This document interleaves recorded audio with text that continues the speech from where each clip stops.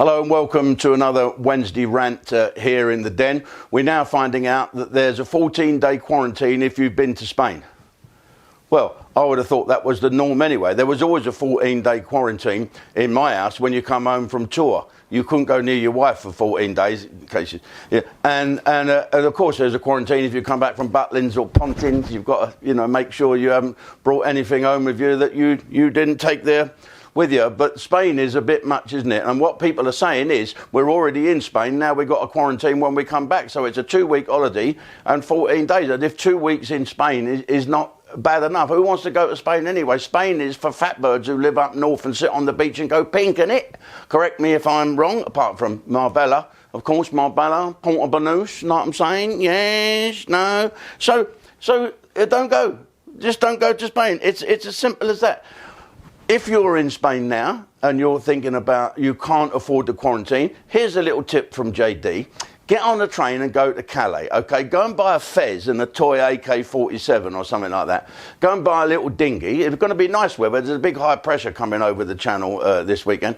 Right, all you got to do is paddle across. You'll be met by representatives from the Labour Party. You get signed up, taken to a hostel, fed, watered, and then you can say after about 10 days, just kidding, we were actually British tourists, we come from Clacton. There you go, so that's the way to do it. And having said that, and joking, why aren't the border force and the police doing something about all these people that's coming in? They are doing something, aren't they? They have a go at Nigel Farage for reporting it. How dare he break curfew? Oh, won't so much ice cream going that fast, will they? How dare he break curfew by going out reporting that we are being invaded? There's about 3,000 illegal immigrants that's paddled across that trail. You wouldn't have got many Germans across that place before the Battle of Britain. All those barges along there in Calais that Hitler was going to come here. Oh, no. It would have been easier. Jesus, we've got to stop this. OK, I understand if there are people paddling along in some dingy old canoe, and I'm a person of the sea. I am known as a seaman. Well, I've been called worse.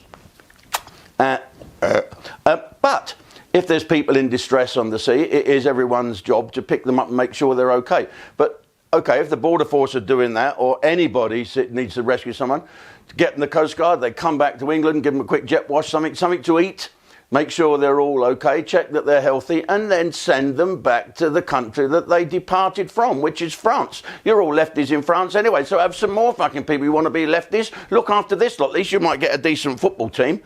I mean, it's crazy. So, I'm talking of football. Here's the thing. My team, Charlton Athletic, have been regulated, okay?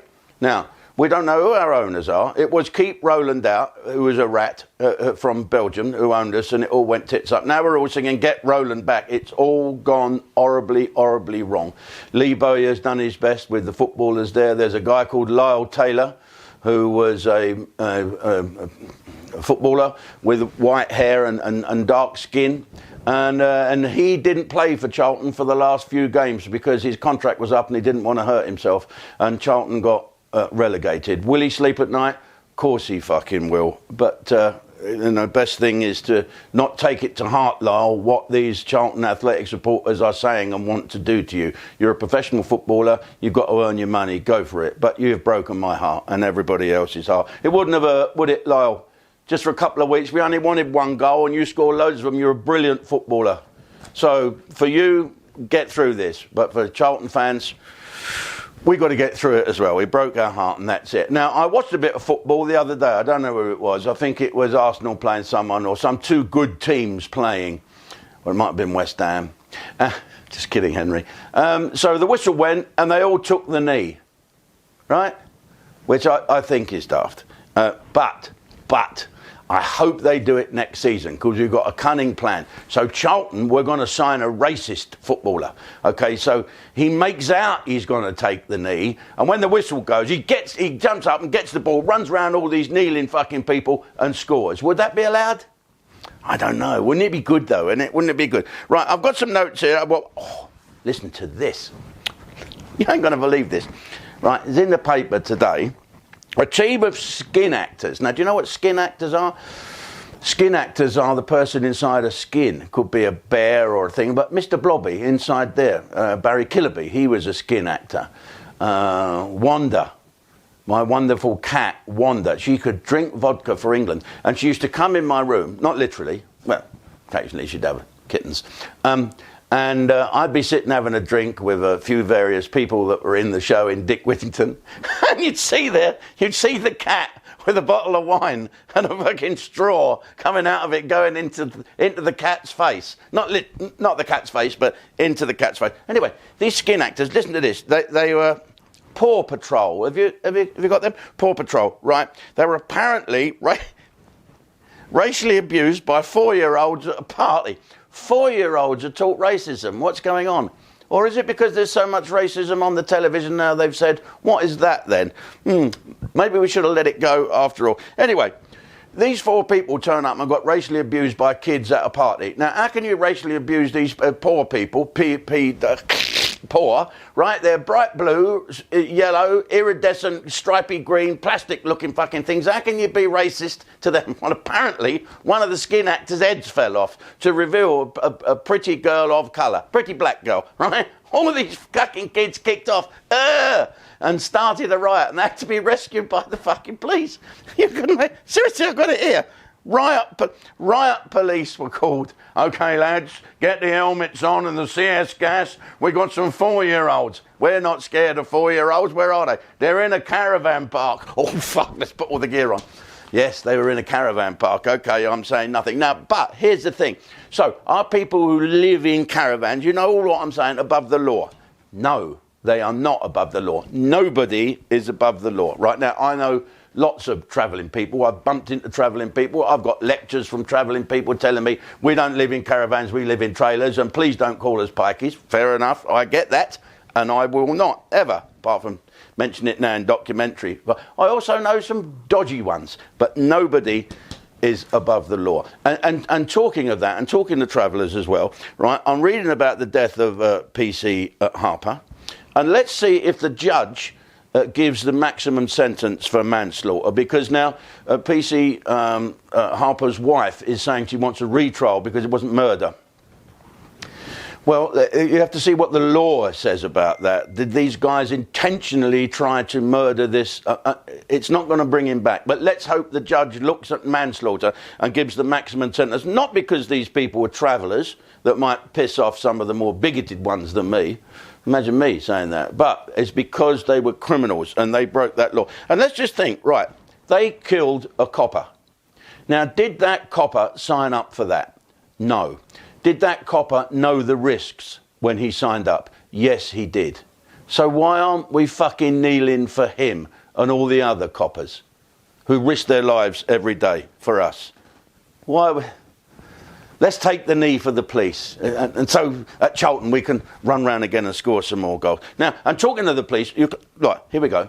I've got this woman here. They're talking of making a woman. Have you seen this woman who's going to become Chief Constable of Derbyshire? Right, her name's Rachel Shaw, and she's got the sticky up barnet. She's got a black barnet there and a yellow bit at the top. She looks like one of them snap, crackle and pop fucking people on the front. She looks like one of the Simpsons, and she could be made Chief Constable of Derbyshire. Now, why are people in uproar? Just because she looks a little bit like she's not married and got the hair like this and she's only little? No. I'm sure she's fantastic at her job and people should get the job on merit. Not because they look like little funny people you used to stick on the end of your pencil at school. No. And anyway, the police commissioner for Derby, and I'll get his name right, Hardial Dihinjda, right, he thinks that Rachel is the best person for the job. Yes, quite right. And she's backed by the Chief Constable of Gwent. It's obviously the neighbouring county, whose name is Pamela Kelly. So what is going on? It's all women. Listen to my experience with the police and women this week. Right, so I get nicked. Where's my bits of paper? Have I got them here? All right, I've got to get me bits, but don't go away, this is good. I've got my bits. Here they are, look. This is, look, Hampshire Constabulary. So I get nicked for speeding. This is, well, how much was I doing? 74 in a 70. It's a bit fucking much, isn't it? To waste police time. They must have cut down 4 fucking trees to make paper to send me this. So this was the 2nd of February. So I phone up and say, look, I can have a driving course for this, can't I? What makes you think that? I said, because 3 weeks ago, I wrote in and I got nicked again for a thing, and they said, you can't have a driving course because you're 1 day out. I said, well, this is 3 weeks later, so I can have a driving course. Yes, you can. Fill in the form and send it. So I fill in the form and send it, and I get a letter back saying all the driving courses are suspended because of the COVIDs. And I said, okay, then they said, you've got till July. So I phone up in June, no answer. We're all been furloughed because of COVIDs. Here, this is the fucking police. This is the speeding people, right? Who've wasted all this paper.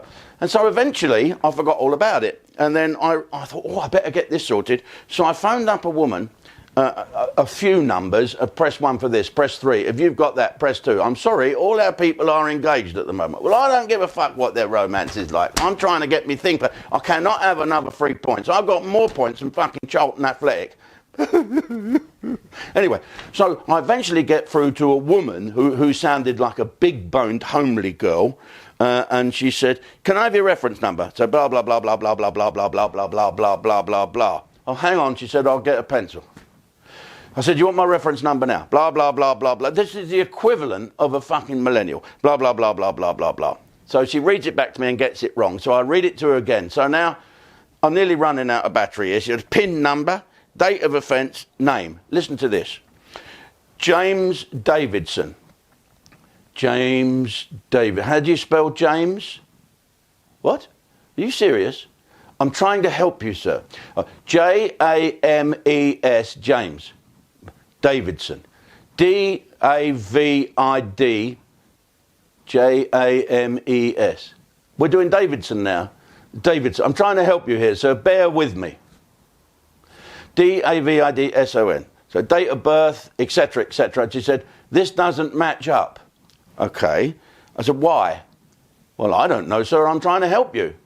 She's fucked up, not me. I know my own fucking name. And so I said, oh, on the letter, there's an OBE.